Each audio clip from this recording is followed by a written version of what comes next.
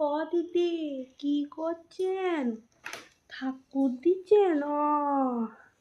তা এখনো জল খান নাই?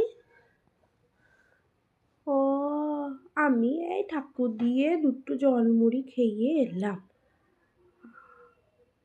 বৌমা কি করছে? বৌমাকে বলতে পারে না ঠাকুরটা সকালবেলা পুজো করে দিতে? আপনার তো বয়স হয়েছে, এই ঠান্ডায় চান করে ঠাকুর দিতে পারেন? কলেজ যাবে? তা বাপু, অত বিয়ের পরে আবার অত পড়াশোনা কিসের? ভালো, পড়াশোনায় ভালো?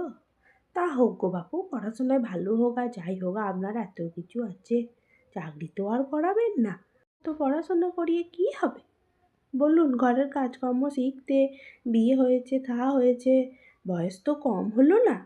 বিয়েও তো প্রায় বছর খানেক হতে চলে। এইবার যদি আপনার হাতে হাতে একটু না করে তাহলে কি হয়?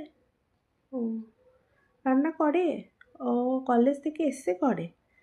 ও, আচ্ছা। না, রান্না বান্না ভালোই পারে?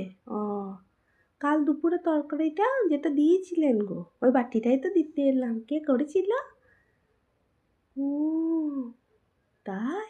বৌমা করেছিল? ঠিক ধরেছি। তাই বললি? আমাদের দিদি করলে অমনি পাড়া তরকারির রং হয় নাকি? অত লাল!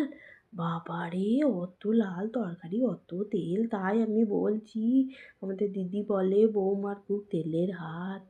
তা দেখলাম বাপু, হাত থেকে তেল জিচ্ছে না। সাবান দিলাম, হ্যান্ড ওয়াশ দিলাম। ঠিকই বলেন, আজকালকার মেয়েদের বাপু আত্মরক্ষার কোনো জ্ঞান নাই। ও, আপনার ছেলেই বলেছিল একটু তেল দিয়ে করতে হয়। তা বলুক গো, তো বলবি, বেটা ছেলে, মেয়ে ছেলেকে একটু দেখে শুনে করতে হবে না?